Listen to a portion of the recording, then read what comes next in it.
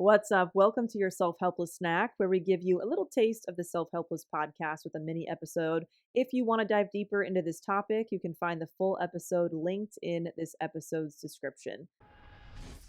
So I pretty much exclusively practice yoga naked, and I realized that I just put on clothes to take pictures for Instagram. So I was like, we need to be talking about this more, frankly, because if you Yeah. are practicing yoga, even not even necessarily naked, but when you practice with fewer clothes on, you can actually engage with your body in a way that's really hard if you're wearing clothes.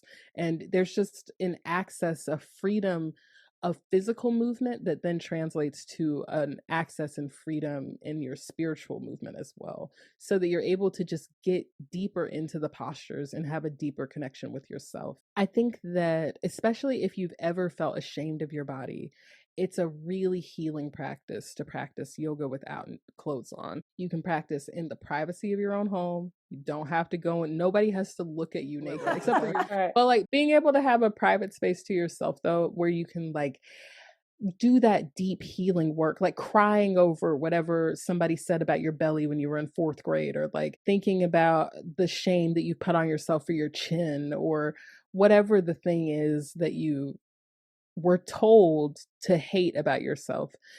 Making a quiet, safe space where you can find respect for yourself is invaluable. And it shows up not just on a yoga mat, and it's not just about your exercise practice. It's about how you show up at work, how you show up in your relationships, how you show up with your children, and how you show up as a human being. I cannot wait to try naked You yoga. have all the tools right now. Literally, you're good to Yeah. go. You mentioned that yoga became this tool for you to kind of make you aware of how often you were saying no to yourself. Could you Mhm. share an experience of how that translated into another area of your life where you caught yourself in a moment of saying Mm. no, and then what you did in that moment differently? This is what's gonna be more current for me. There's a lot of things along the way, but, I noticed the ways that I have decided who I'm allowed to be in a professional sense.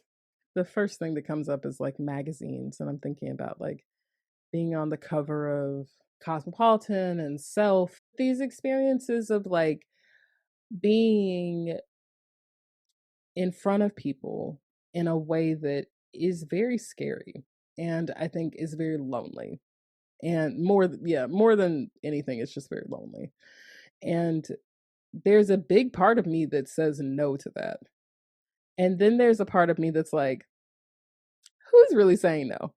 Is that a voice from your childhood? Is that your like your perception of your first grade teacher, and you're thinking that maybe they think that you're not good enough? Is it that boy that didn't acknowledge your secret admirer note in seventh grade, Stephen McQuaid? I've never forgotten. Is that who's saying that? Because actually, I think you're stoked to be on the cover of a magazine. Actually, I think you're actually Yeah. fine. I think you need to chill. And I mean, even thinking about writing everybody yoga, and even thinking about just what it has meant to promote it and share it with people. I definitely felt a lot of shame because I felt like I'm not good enough. I don't deserve this. There's something wrong with me. I shouldn't be here. Somebody else should be doing this. And just noticing all of that. It's not even about really consciously shifting the idea. It's just noticing and then being like, is that really how I feel?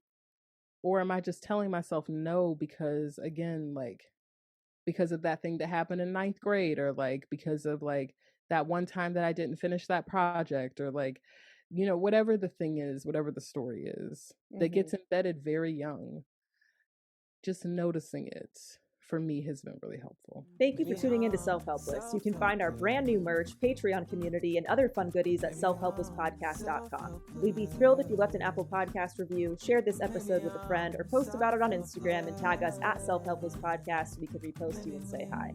As an independently produced show, we sincerely appreciate your support. Thanks, everybody.